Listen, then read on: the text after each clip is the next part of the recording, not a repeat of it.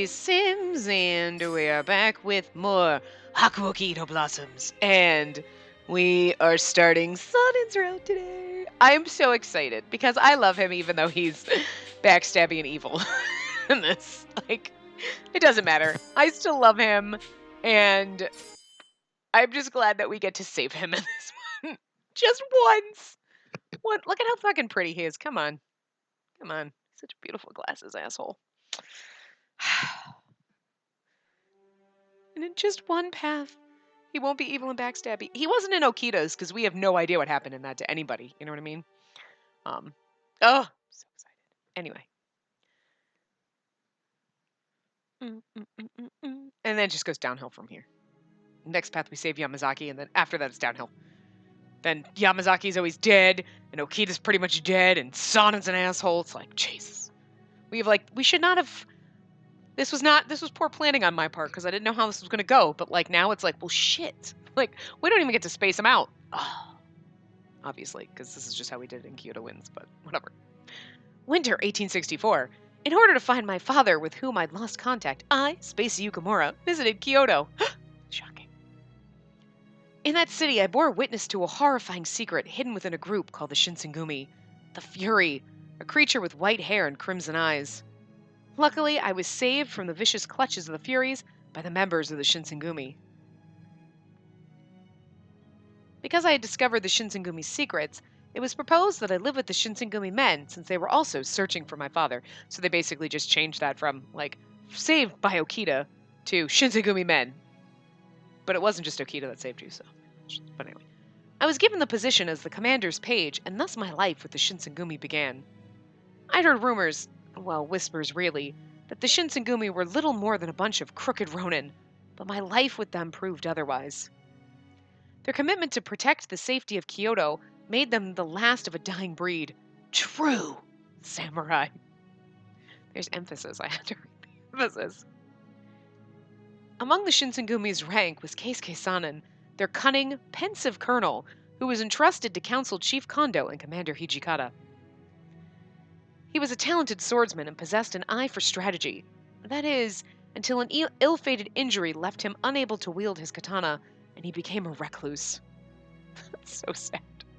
He retreated from the public eye, a point of concern exacerbated by the sudden arrival of Kashitaro Ito, the Shinsengumi's newly appointed deputy commander. In an act of desperation to cure his afflicted arm, Sanin consumed the water of life, transforming into a fury to reside in the Shinsengumi's shadow.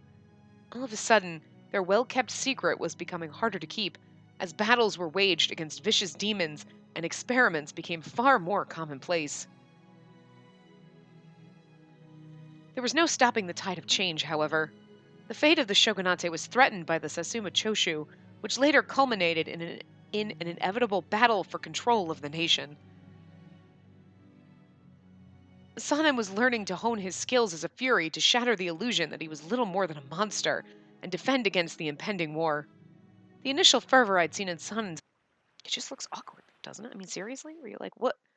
Was that what... Like, she has the same fate as baby Okita when we see him, and he's like 9.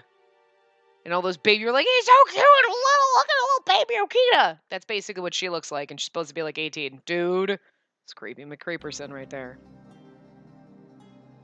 I'm just saying.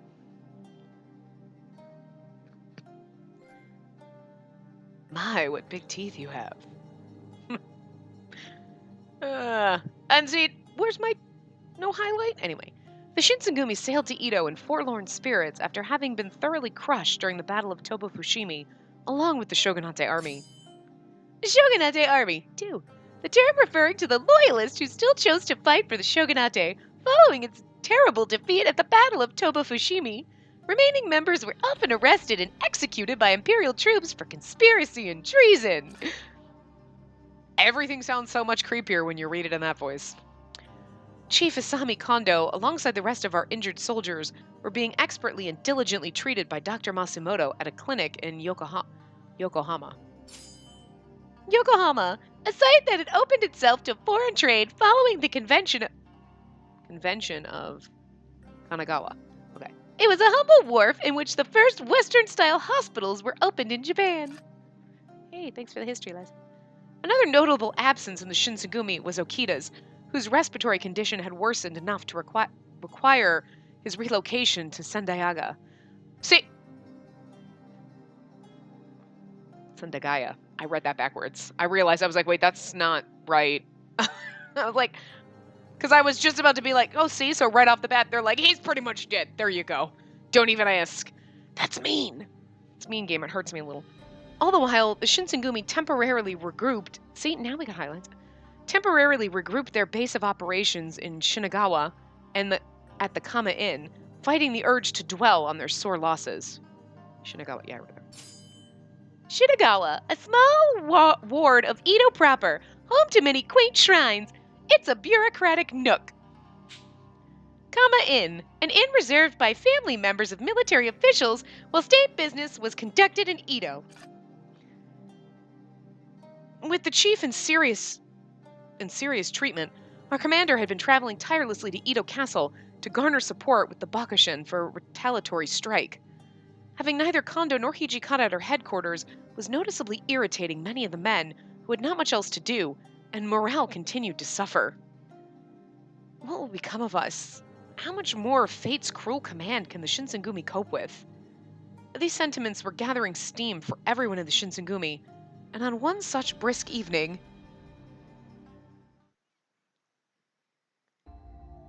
Oh! Our boys are back. We're gonna make sure Sonnen stays nice this time and doesn't backstab us. Oh. It's okay, guys. I love him so much. Slade is still my number one, I'm not kidding. But, like, Sonnen's up there. He's one of my top 4. Like, anyway. You're telling me you want to do rounds in Edo? I can't do his voice right now. Anyway. Yes, I intend to conduct business as usual. Hijikata had returned back to Kama Inn and was welcomed immediately with a request from Sonnen. Ever since our tenure in Kyoto, the Shinsengumi has prided itself on maintaining the safety of our citizens. I see no reason to abandon this practice in Edo. Look, I get where you're coming from, but now's not the time for it. We don't exactly have soldiers to spare at the moment. Yeah, plus also, like, I mean, you're kind of on the losing side, so maybe that's not a smart idea. I don't know, I'm just saying. I disagree. Now is more of a time than ever. As of late, lethargy has run rampant in our halls, deterring progress. It's pathetic. I've noticed that Nagakura and the others are often out drinking, too. Our defeat at the Fushimi Magistrate has festered into a plague of bitter apathy. Fushimi Magistrate, a central area in which all of Fushimi's thousands of shrines are connected. It's here that the protagonist and her father are initially reunited. Like, spoiler alert! I mean, we obviously already did that, but did we do that in his path? We might have. I don't remember whose path, what happened, and because everything, you know what I mean? Like, did we meet our father in that path, or did we meet Kaoru in that path? Who do we, you know? Like, you know what I mean? Like, obviously I remember Kaoru giving Okita the Water of Life, but I don't remember which path was the first time we ran into our father and realized what he was doing and who did what, you know? Because sometimes he showed up and sometimes he didn't, and sometimes it was Kazama and sometimes it wasn't. What? So you think asking them to patrol the streets will curb this apparent lack of motivation? Well, for starters, it would do well to improve our reputation in Edo. The Fury Corps can patrol at night. Guess it's better than sitting on our asses, isn't it? Nah, I like sitting on my ass. My ass is for sitting. Doo-doo-doo, on a bouncy ball. Alright, you win. I'll begin organizing a schedule for the troop. Sonnen, you handle the Fury Corps. Hijikata conceded, albeit reluctantly, giving himself a beat of pause before approving Sonnen's suggestion. I, on the other hand, had been gathering empty teacups on the table, listening to their discussion quietly before clearing my throat to address Sonnen. I don't know. Anyway. Do you really think that's a good idea? Don't talk back to me, woman. Whatever you say, dear. No, I'm just kidding. Be like, psh, don't you talk back to me. I wear the pants in this relationship. Literally, I'm wearing pants. How do you mean? I understand that performing rounds and guarding the city is pertinent, but Sonnen had been severely working himself to the bone. Sorry. I don't know why, Unlike other Furies, he chose not to sleep during daylight hours. Instead, he had been heavily invested in researching the water of life to find a breakthrough. And he's not going to backstab us because we love him. Again, what do I keep saying? If we had a man harem, they'd all be happy and no one would have died. Just saying. Because whoever we're in love with stays alive. If we were in love with all of them and kept our man harem, they would all be fine. Jesus. You should have listened to me at the very beginning. Oh, I'm going to miss this game when it's done. You're straining yourself.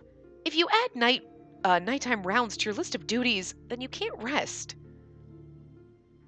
I beg to differ. Adding to one's list of responsibilities is the mark of a productive mind. Besides, rest is for the dead, and it's not as though we're in short supply of the latter. Wow. You are right. No. Human bodies need to rest or you will be dead. It's not. Well. Oh, no! I guess what she's saying is you're right was to the dead people. That right as it when like the screen was like changing, I was like, oh, maybe he means, she's like, you're right about all the dead people. And then they bring this. Stop it, game. Ah. Oh, right in the feels from the very beginning. All the bad feels. Oh, I had the good feels because I was like, yay, we can stop Sonnen from being evil. And now it's like, oh, right through the heart. Oh, the pain. Anyway. In a way, in an effort to protect me, sacrificed his own life in the Battle of Toba-Fushimi and was slaughtered.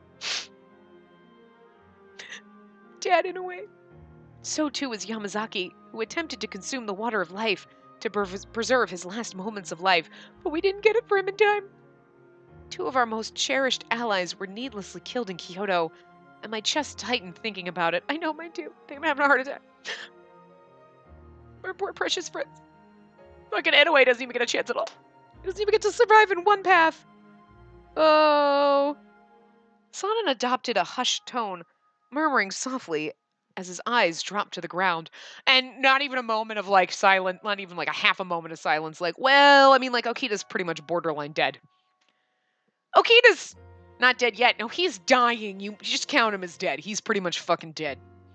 He's like, I'm not dead yet. I'm not dead yet. Yeah, you're about to be. No, that's that scene in Monty Python. That's funny. If only the water of life could have saved them, and then we wouldn't have to grieve as we are. And this is why my research mustn't stop. I feel no temptation to consume it. Ideally, it should serve as an asset in time of dire need. I feel no temptation to consume it. Well, you've already taken it, so like... Neither choice seemed to carry any sense of allure. The first was to endure death painfully as a human would, or to live on as a fury, relegating oneself to little more than a ghost in the Shinsengumi's shadows. Even so, living on was admittedly generous in its description, and death is less of an option than it is an unavoidable sentence. Sonnen twiddled his fingers in silent contemplation, so I attempted to offer some levity. Come to think of it, I can think of something that might be able to aid your research. Really? How so? Since we're in Edo now, I could lead you to the house where I grew up.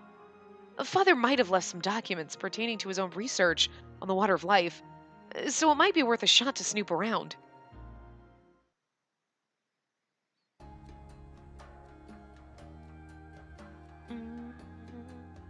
Sonnen and I set off by sundown of the next day. It had been nearly 4 years since I last set foot inside of it. Nearly 4 years. It's been over 4 years. It's been nearly 5 at this point. Just saying. My time having been occupied in Kyoto, the Yukamura Clinic was in deterioration from a period of neglect, triggering a queasy sense of guilt inside of me as Sonnen and I observed the house's exterior. Ah, how quaint. So this is where you used to live, eh, Yukamura? Pardon my lack of manners. While visiting a lady's home, one should come bearing gifts. You got a weed whacker and a dustbuster? Because I'm thinking that's what we gonna need. Sonnen chuckled awkwardly at his own joke. Oh, that's because he loves us. And I smiled nervously as I slid the front door open. Upon entry, the scent of my home hit me with nostalgia. A thick coat of dust covered every surface in sight. The front yard was overgrown with tall weeds poking through the cracked stone walkway. I examined my home like a piece of amber, wondering what kind of secrets had been trapped and lost in time within its limited compound.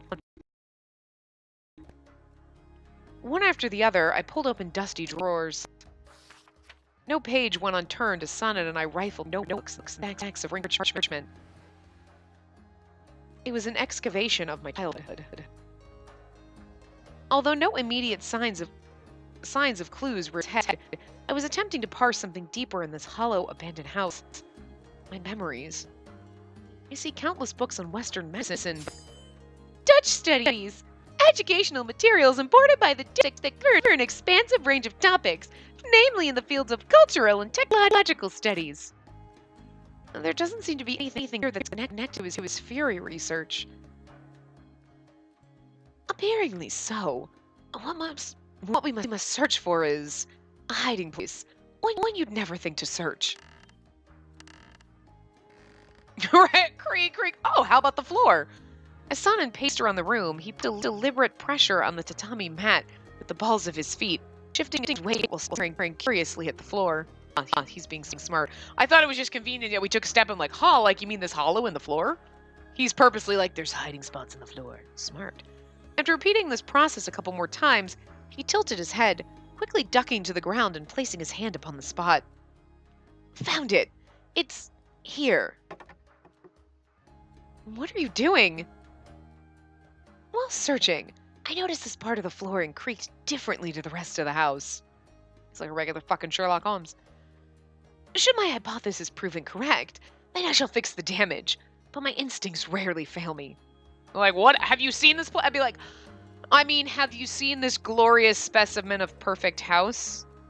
There's like 4 years worth of dust and weeds. It's fine, dude. Bro, do it. Like, whatever. We're surprised we haven't been looted. Sonnen lifted the oh, that's true. It's Japan. It's not America. We're like, you can't go to work without somebody looting your house while you're gone. And you're like, well, doesn't that just suck? Sonnen lifted the mat and began pulling at the floorboard to reveal a hollow space underneath. He smirked wryly, and from the hole, he started to grab conspicuously hidden stacks of documents. Whoa, I never thought he'd hide them here. This whole time, these were sitting under my nose and your feet. Fret not, as I was unsure if this method would work. Remind me to thank Okita for the inspiration. He used to explain in great detail how he discovered the secret location of Hijikata's haiku collection. Ah! I'm so glad we brought that up! Can I just say I'm really disappointed that we never, like, rubbed his nose in that in any part of Kyoto Winds. I really hope it comes up in this. I really do. Because at the end of the anime, it's unfortunate because, like, I had to watch, I think it's the prequel season. I don't think it's the original, like, the first season, like, the Kyoto Winds kind of stuff. I think it's the prequel kind of season, which is technically the third season.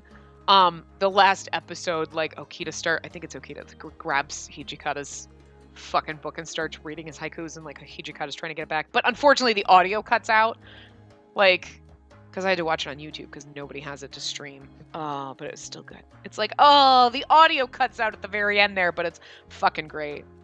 It's great. It's just, you know, like, Okita, like, I'm going to start reading this. And Hijikata's like, give me that back! Like, freaking out. It's great.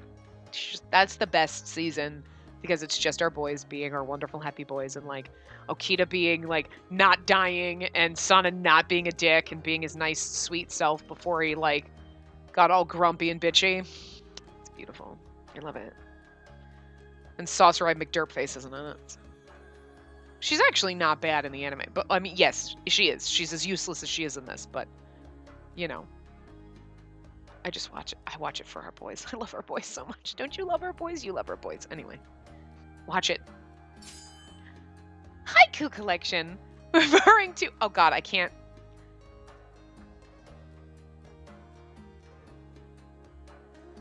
Hogyoku, but it's Hogyoku. Haiku collection. Okay.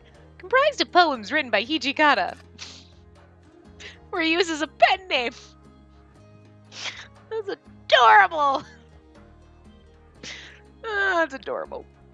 Wait a second. Hijikata kept his haikus hidden under the floorboards, and Okita found them? But we know about it from Okita's path, and we're flipping his bed, and we're like, with Yamazaki. Oh, that's our memory of Yamazaki. We're like, oh, I remember when Yamazaki and I found it under Okita's pillow. Imagining Okita beaming with pride after having found Hijikata's haikus softened the tension of Sanan uncovering the artifacts of father's secrecy. Oh, and it gives us a fond memory of Okita being an asshole. Like, in typical Okita fashion. Like, the Okita kind of asshole, not like, stupid asshole! Like, oh, Okita, you're kind of a dick, I love it. I grabbed my stack and began flipping through them, holding my breath as I sunk myself into their contents. Astounding! The water of life's composition is partly comprised of demon blood from Western Europe. I learn how to take a deep breath when I'm trying to do these voices here. However, the proportions are unclear to me. From what I gather, the water of life in its current iteration is heavily diluted. We must put forth all available resources into cultivating a stronger version of the water of life. For exactly how long Kodo has been researching the water of life, I cannot say, but by the time it fell into the Shinsengumi's hands, Kodo had demonstrated an intimate familiarity with it. Conveniently, he refrained from sharing with us any information of its effects, or ways to counteract it. Oh, he looks mad. Everything is coming together. I'm beginning to see why he branded our furies as experiments. The more documents Sanan and I read through, the more troubled our expressions became. It was almost midnight when Sanan and I had sifted through the majority of Father's notes. You should have taken them all back with you. Look here. In this document, it mentions something about a medicine that can counteract bloodlust. Right. Keep in mind, however, that its usefulness is limited. It can only soothe, not cure the symptoms. If, by chance, we're able to invest some time into thoroughly researching the ingredients, then we could revert the serum's effects. Do you believe there's a possibility that eventually we can revert Furies back to their human form? Suppressing side effects that inhibit the sanctity of Furies. Oh, the sanity of Furies. I was like, wait, what? I gotta stop, like, just seeing, like, half a word and just magically, like, letting my brain make up what word. I gotta actually, like, fucking learn to read. I don't know why. Anyway. Inhibit the sanity of Furies would render them no different to humans. Perhaps this is what Kodo suggested when he noted something about possessing an antidote. That's the magic water. Emotions were conflicting in Sanan's tired eyes as he stared in dejection up towards the ceiling. Back to their human form, eh? Oh. At the very least, for those who were coerced into drinking the serum, or hadn't quite considered the potential ramifications of doing so, and this may prove to be a saving grace, should they grow exhausted by such a life. There was a hint of hesitation in Sanan's voice as he spoke, which perhaps should have been my first sign. Before I could ask him to clarify his feelings, Sanan curtly slammed the book shut. I'm like, well, okay. We're done with this conversation, all right? A glistening ray. I was reading that in his. Why was I. Wow. Spacey needs to pay the fuck attention. Anyway. A glistening ray of moonlight eked through the clouds amidst a backdrop of scattered stars. Sanan and I shared little conversation as we made our return to Kama Inn, seeing as how we had been too occupied reading through more stacks of documents. Our first method of verifying the document's truth was following the medicine's recipe as closely as possible. And it's done. I held the finished concoction in my hand nervously, wiping my sweaty forehead with the back of my other forearm. Well, I guess there's no way of knowing if it works or not without a test subject in front of us, but it's like, but yet we're gonna get the option to, like, give it to him, and we're not gonna do it, though. We make this medicine, and we're like, but I don't want to use it. Like, I mean, we can, but what would be the point? Anyway. If someone happens to suffer about a bloodlust in the near future, hopefully it'll help in some way. Indeed, for the time being, we should hold on to it. And judging from the fact that this recipe was stashed with the rest of his notes in your home, I'm inclined to believe the contents were of small import to Kodo. As with the rest of his research, only he can validate its information. We must find a means to contact him. I agree, but Ever since Toba Fushimi, I haven't had any communication with him, let alone seen him, plus he's evil. To tell you the truth, I've got no idea where he is. Well, I highly suspect him to make his return for you sometime soon. From now on, I want you to practice caution. Son, what's the We knew he was going to have this, like, soon, because obviously the next choice is to... I figured in the house, but, like, it's really good at holding back. Oh, no! Sana began stuttering, clutching his chest in pain. His voice became scratchy and staggered. I watched in horror as the color of his eyes flickered. There could be no mistaking what I was witnessing. He was experiencing a bout of bloodlust. I should give him blood. We ain't stupid!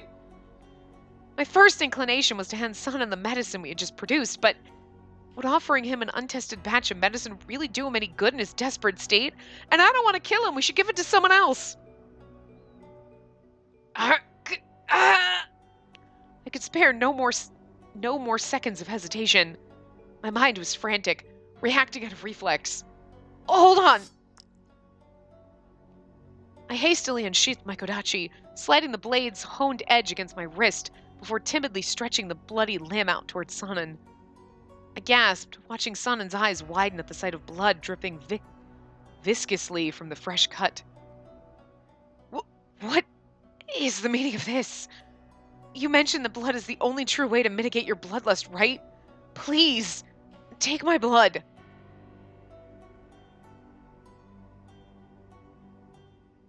He could tolerate his insatiable cravings no longer.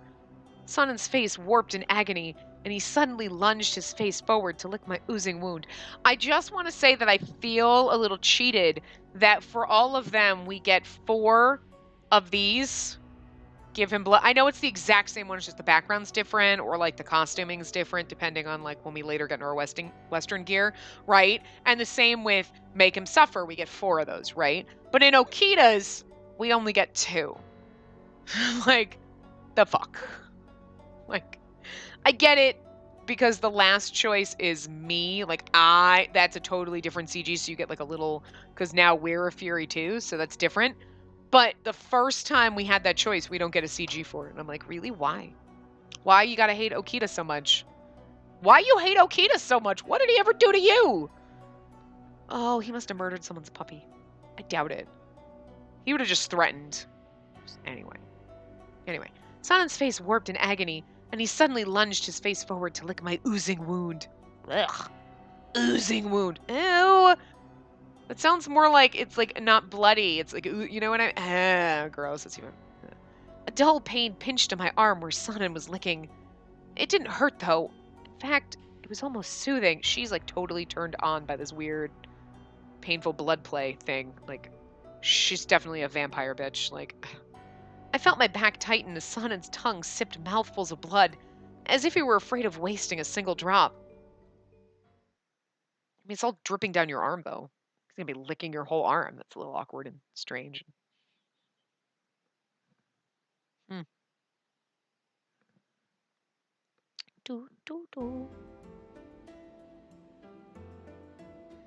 Nearly a month had passed since our ship dropped anchor in Ito's port. The Shinsengumi declared its intent to depart from Kama Inn, moving its headquarters to a mansion owned by the city's Hatamoto with its men in tow. I was wondering, I'm like, this is weird. We're in a different house than we normally are. Okay, so we just like normally skip right over that.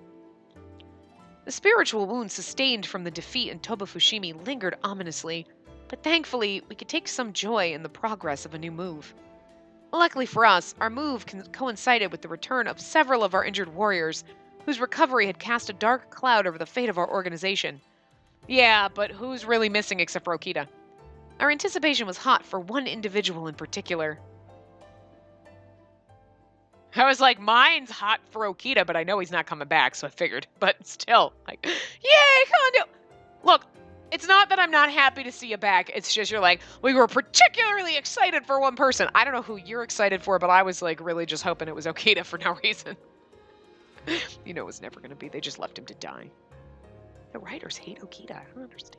Anyway, my sincerest apologies for my extended absence, everyone. That was too much of a pause. Whatever. Much has changed since we last met. Please don't worry. All that matters to us is that you're safe, Kondo. How's your shoulder? But of course. Well, wielding my sword is still something of a challenge for starters. The chief of the Shinsengumi had returned. With him, a thundering bellow echoed throughout the halls of the new headquarters. Look, we love Kondo, don't get me wrong. He's like everybody's dad, right? You're like, other dad. My two dads. In a way, in Kondo. Yay! I have 3, but one's evil and what's. But I'm just saying, like, they make it weirder because, like, all the stuff that happens, and then he kind of lets them down and blah, blah, blah, and everyone's mad at him, and then, like, he dies, and then you're like, oh, I don't know how to feel, because you're like, Kondo, you let me down! Oh, but now you're dead, and I feel bad. Ah! They really just want to rip your heart out in this part, like, this whole game. Wow. Anyway. Kondo gazed proudly around the hall, staring at each of the captains, including Heisuke and Sonnen, who feigned smiles in response to Kondo. Who feigned smiles. Huh. My, how things have changed indeed. For a moment, I thought I'd stumbled into a foreign country or something. I nodded with him politely, discreetly gazing out of my peripherals to the surprising sight beside us. Makeovers? Kondo had highlighted something peculiar. The opportunity for new horizons hadn't been limited to mere change of scenery, as the Shinsengumi also forewent their usual attire. Unlike their traditional long-flowing kimonos, they were adorned in tight, well-tailored clothing that had recently caught wind in European fashion. Ah, I love the makeovers! I love it! Ah! Getting our asses kicked in Tobafushimi revealed we got some catching up to do on the battlefield. I mean, it's got to be hard to run in a kimono. I mean, I think pants would be a little bit fucking easier, is all I'm saying. I mean, even the pants that we're wearing are basically like, it's just like, they're like giant palazzo pants. They're like, you know what I mean? Like, whatever they're called. Gaucho pants. What the fuck are they called? I don't know, but they're huge. And it's like wearing a goddamn dress. Gotta be, like, fucking... Pants would be easier, I'm just saying. Maybe, like, some fucking yoga pants or something. So, fellas, from here on out, we're stepping up the way we organize our ranks. Starting with our uniforms. Moving all the way up to our arsenal. Ah! I just love it. I know we've seen them before, but I'm never going to get over it. Every single time we have the makeover reveal, it's going to be like, ah! I love it. Although the material is a tad tight, I have confidence that I'll grow accustomed to it. Yeah, but it makes me enjoy this a lot more. Hijikata, Saito, and the rest of the soldiers were stretching their limbs playfully, basking in the novelty of wearing unconventional clothing. I just find that so cute. They're like, this is weird.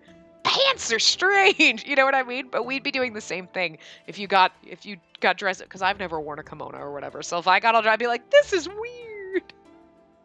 It's so different.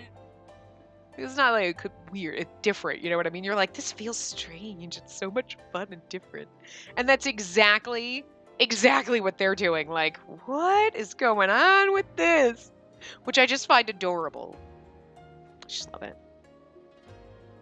Of all the gentlemen flexing their new dapper attire, however, the one who stood out most was, of course... Yeah. I want the full body pan up, though, not just the waist up. I want the full body pan up. I need the pants and all, girlfriend, with Jesus. Yeah, because look at how fucking amazing. Look, he's just so pretty. Why are you staring, Yukimura? Because you're goddamn gorgeous. Oh, no reason. No reason at all. Be like, seriously? Have you seen you in that?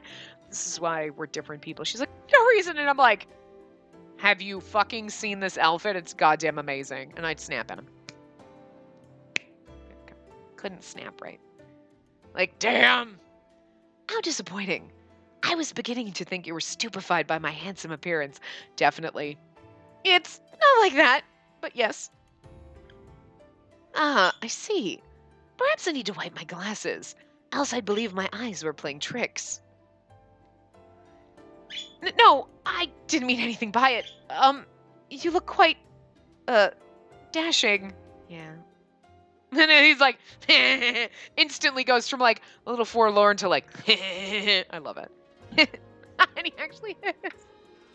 I was laughing too much that I wasn't looking at the screen. That's more like it. Bert, stop. Sonnen possessed conversational tact. Wait, Sonnen possessed conversational tact. Jesus! In this instance, it felt like a ploy to coax something out of me. A groomed, folded collar hung loosely around his slender neck. His outfit was sharp, accentuated by tastefully worn gloves underneath burgundy and gold jacket cuffs. Truly a uniform to complement his intellect. Like, she just goes into graphic detail on describing his outfit.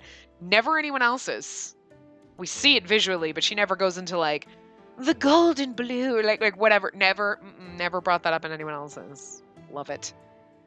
Times are changing, and our uniforms reflect that. Glad to see all of you are keen on it. I'm not fucking changing, though.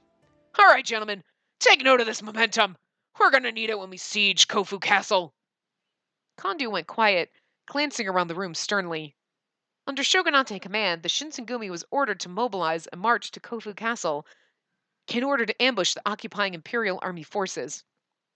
As a gesture of good faith, the Shogunate rewarded the Shinsengumi with tantalizing riches and recruits. However, the true token of generosity to ensure the Shinsengumi's loyalty was the designation of title, status, and nomenclature to Kondo as a Hatamoto. If the campaign to take Kofu Castle was successful, then the fortress and holdings were there for Kondo's taking, which naturally bolstered his spirits. Yeah, but then you fuck it up, based on what everyone else is saying and all the other paths, like you dilly-dally, waste your time, they get there first and you lose out. So like you let your cockiness get the better of you and like you ruined it for yourself. Hey, Kondo, how about that? Do the Bakushins seriously expect us to march with a bunch of warriors who've got no experience? Agreed. I've got no qualms with going off to battle. Some of this just doesn't sit well with me. A portion of the captains, led by Harada, voiced their palpable discontent, which, given the circumstances, had some bearing in logic. Let's cut the bullshit. They've been dodging us for upwards of a month every time we ask for help. But now they're willing to throw us a bone because they need help? Nuh-uh. I don't buy that crap. Can't do his voice right, sorry. Well, orders are orders, aren't they? Hey, it's not like we have much of a chance either way, do we? You're like, oh, pirate captain, I love it.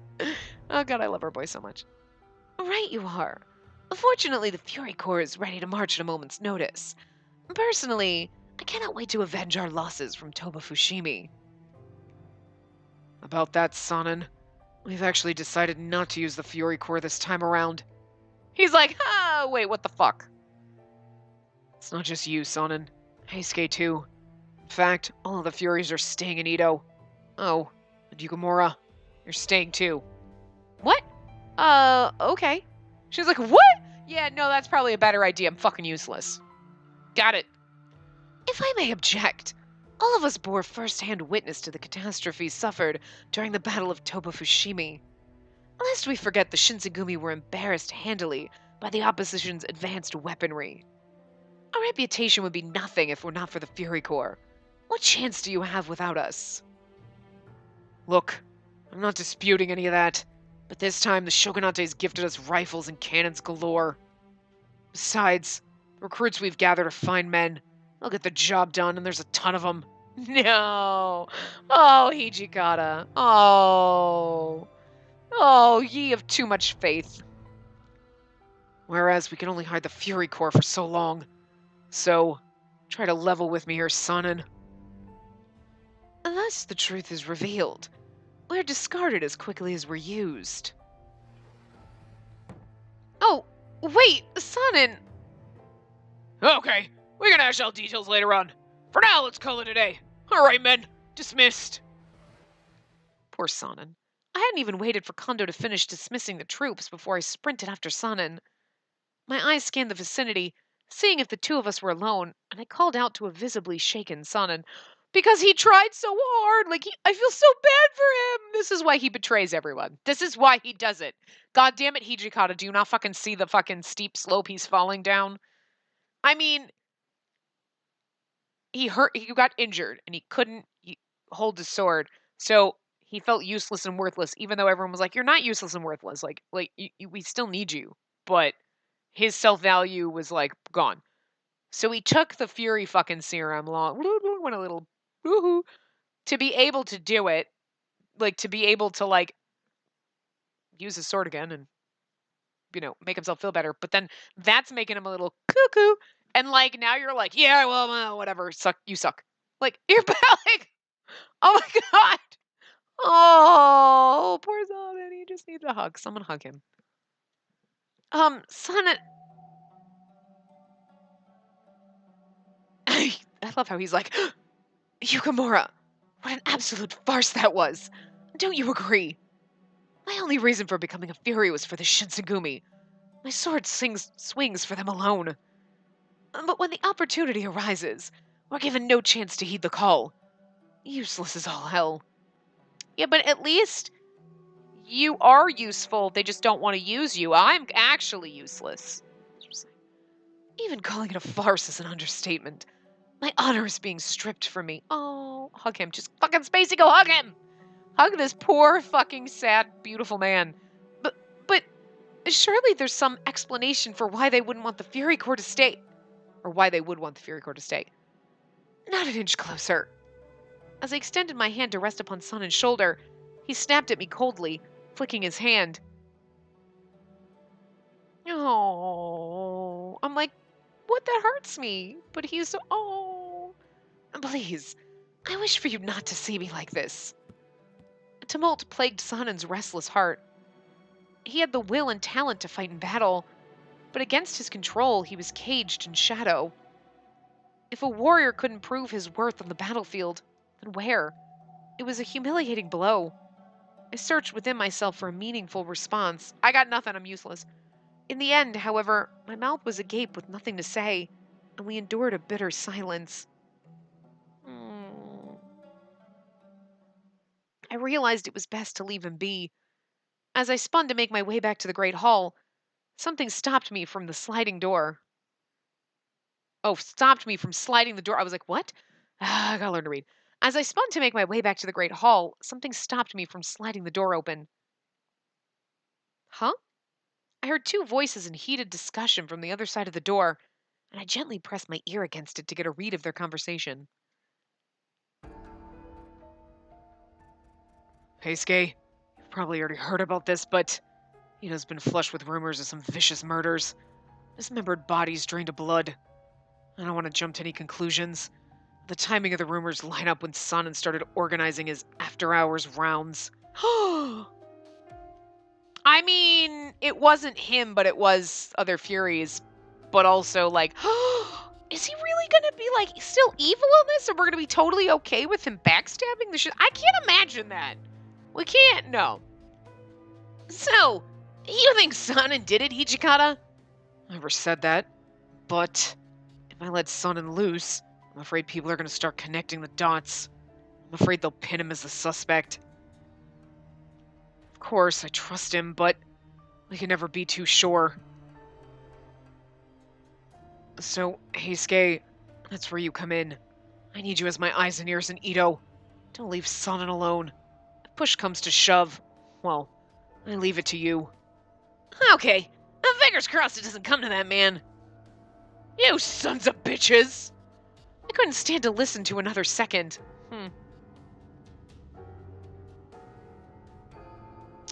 Huh. Sorry. Hold on.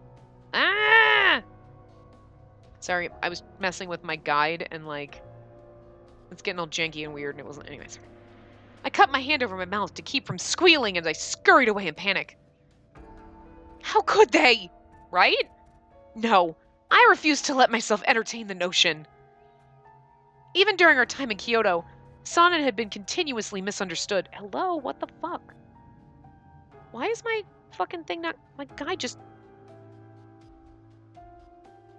My fucking thing just turned itself off. What the fuck, dumb fuck? Like, my guide, it usually goes dark. You know, like my tablet goes dark. And it just went dark, so I pushed the button and it won't come back on. Like, what the fuck? It probably did its automatic fucking update that I told it not to do. No, I did that before. Anyway. Not for 1 second had I believed that Sana would be capable of such a horrid and detestable acts.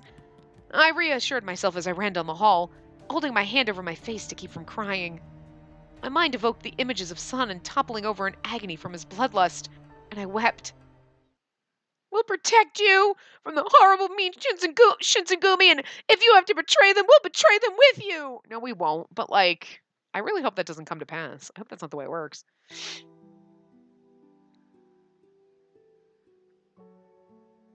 In an effort to avoid garnering unwanted attention, the Shinsengumi chose to rebrand themselves as the Koyo Regulatory Company as they departed Edo. Koyo Regulatory. Stress lines formed on Sanan's pale face from irritation after having been wrongfully left behind. However, in front of the other troops who'd remained, he offered them a polite, genial smile, and now my fucking surface won't fucking, actually load. Jesus fucking Christ. A seething discontent wasn't lost on anyone. However, not even me. Part of me was convinced that I had grown close enough... Part of me was convinced that I had grown close enough to Sanan to get through to him somehow. Maybe that's where we're building love? I don't know. But perhaps that day was still far in the distance. It's like we're gonna have a lot of work to do. Is that what the game's trying to tell me? God.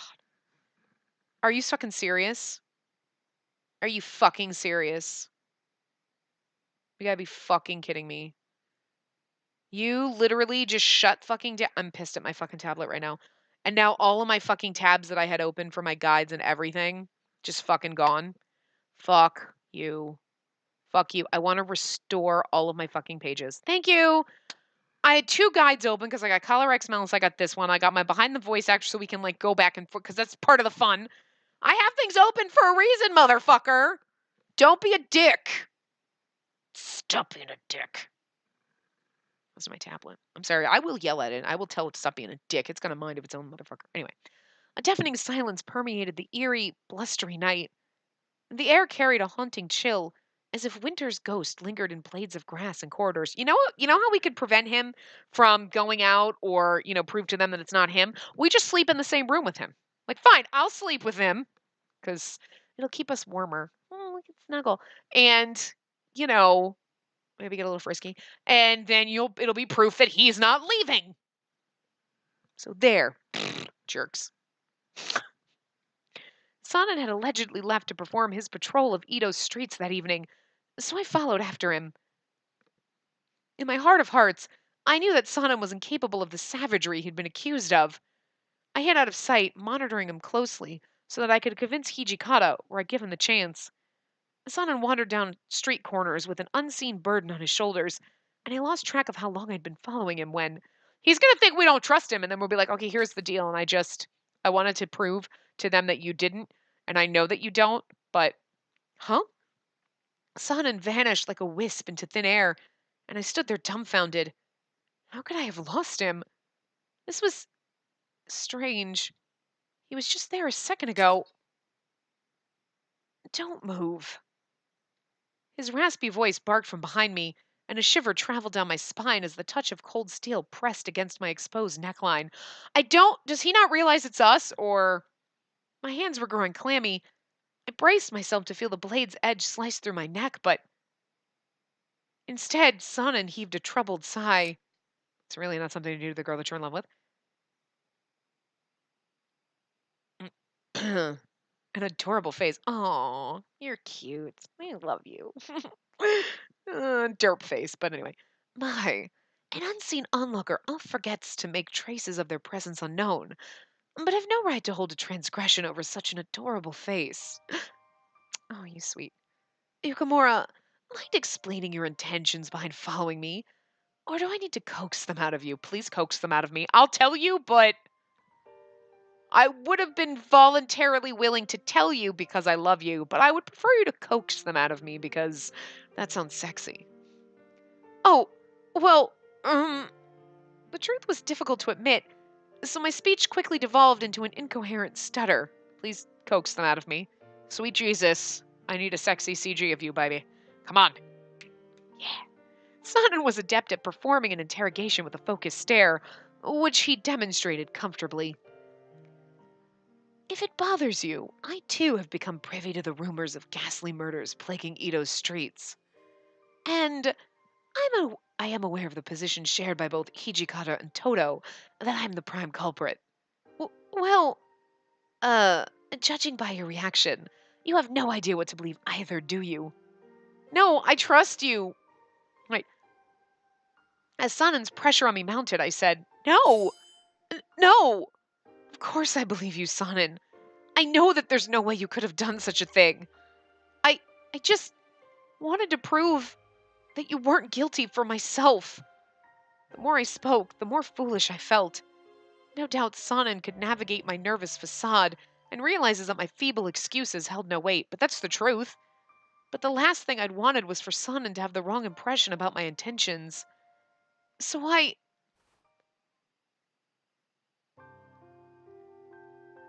Oh, he's like, shh, darling. He's like 4 feet taller than her, Jesus. As I opened my mouth to resume fumbling through an explanation, Sanan lifted his finger and pressed it against my lips to keep them shut. I love the fact that he wears white gloves. It's just... It gives you the butler aesthetic going on, and you're like, oh god, you're wearing a goddamn suit. Like a fancy-ass coat suit thing, and then you got gloves on, too. Could that, throw a fucking top hat on and Jesus! The fuck? I'm just saying. There are some things, like you're wearing a nice fancy dress coat. I bet you have a fucking vest on too. Uh-huh. And the gloves. Oh, you didn't know the gloves were a thing until like you see them in anime and you're like, now I have a thing for gloves now. I don't know what it is. I blame Black Butler for that. For the glove thing. You're like, look at your fancy, sexy white gloves. I have no life and I have lots of problems. Yukimura, you needn't look so desperate. An outsider might assume that you're uncomfortable around me, although I find the idea quite tantalizing. With every attempted retort, Sanan pushed my lips with his finger more forcefully. He's like, shut the fuck up. His assertiveness, however, was oddly charming. Oh, pardon me. A thin smile formed in Sanan's lips, and he began muttering in a relatively hushed tone. Erase that troubled mind of yours. Your eyes and heart are honest. I can see it. Oh, ease. Did he say ease? Oh! We got the magic point. We normally don't get the butterfly points like that. I haven't seen the little flower petal ones like that since we started playing. Did I miss them? I'm using a guide, so it doesn't matter. It's not like I'm like, yes, we got like. But I'm just saying that like that happened in Kyoto Winds all the time, but I don't think I've noticed it playing this one yet, that it does that, so. But your concern is wasted on me. I've done nothing to atone for, save for the tempest that plagues my restless spirit. Sanan then turned away from me, hidden from moonlight as he put some distance between us. Forgive me if I sound demurring, but there's business to which I must attend. If you head down this main road, you'll find a safe public area. Keep your wits about you. The night holds terrors for girls like you. Now hurry on home. You're a terrible boyfriend. You're just going to let me go.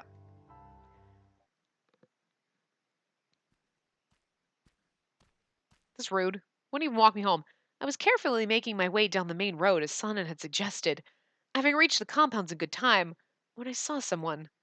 It was Heisuke stomping towards me in the middle of the courtyard, looking visibly distraught. Oh, Heisuke. So, did Sanan tell you anything? Spare me the unnecessary details. How had he known where I'd been? Just as I was ready to flip the script on him, I shook my head, realizing how stupid I had been. Of course, Hijikata had ordered Heisuke to keep a watchful eye on Sanen's activities, especially at night. My face was hot with shame, having failed to recognize how poor my sleuthing skills were. I don't think Sanen's responsible for the murders. During the Battle of Tobafushimi, Sanen had fought tooth and nail to protect his fellow Shinsengumi men. And we also know he's not responsible when we were in Heisuke's route, but he was just... He wasn't really... He was letting them do it.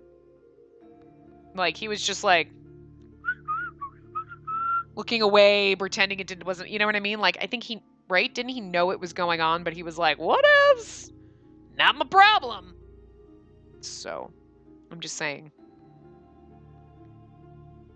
But since we love him, he's definitely not doing it and probably not involved at all. Because we're making him better, I hope. I mean, that'll just be really hard to deal with otherwise, anyway. Yeah. He thwarted Father Enkeoru's attempts to abduct me, which indebted me to him for all time, unless we love him. I think people tend to draw the wrong conclusions about him. His heart is full of warmth and kindness, which leads me to believe that we've been looking at this wrong the whole time. He couldn't have done it. Well, as much as I want to believe that. Look, there's no easy way to say this, as you'll probably never understand, but bloodlust is a bitch. It literally drives us insane the longer we let it go. Eventually, your mind becomes consumed by its unquenchable desire for blood. It's numbing. It dominates all your thoughts. And Sadan's been dealing with it as a fury for almost 3 years now. I don't know how. But even so, Sanan handled all of his adversaries with grace and candor. Adversities. I was like, wait, all of his adversities with grace and candor. So I bet this time around it'll be the same thing. Hey, calm down, alright? I'm not putting him on the stand or anything. Either way, there's no way we'll be able to solve the case of the murders tonight. Let's wait for Sanan. As Heisuke and I meandered around the compounds, restless moments of tedium stretched to infinitude.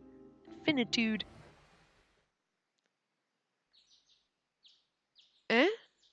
Sanan returned at the break of dawn, and my eyelids sagged from exhaustion, squinting from the faint burn of the new day's light. A little peculiar to find the two of you awake at an hour like this, isn't it? Sleep deprivation is nothing to scoff at, you know. What are you talking about, Sanan? I get telling her that, but I've been up almost every night for weeks now. Of course. My apologies. Behind his playful facade, Heisuke had a stern tone of voice that sent a chill up my forearms. It was unclear whether or not Sanan picked up on this disturbance, but he continued to walk past us. If you'll excuse me, I plan on retiring for the night, as a fury should. Wouldn't you agree? Sanan curtly bowed his chin before briskly exiting. Both Heisuke and I shared a tepid sigh, and just as the two of us were about to head for our rooms, a rusty scent tickled my nose. Was that just my imagination? Wait, is that... Yep, that's blood. No question. I gasped, wincing at the horrific possibilities.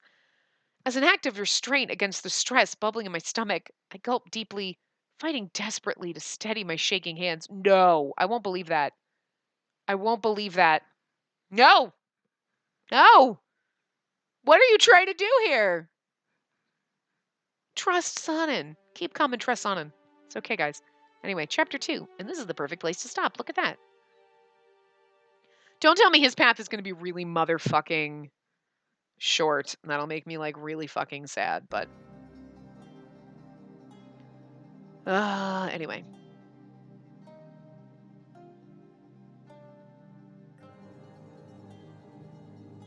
I'm going to wrap this part up here because we're about at time. We're a little under, but I don't want to go too far over and I don't know how long it's going to be. So I will wrap this part up here and we'll continue in chapter 2 in the next part. So I will see you guys next time.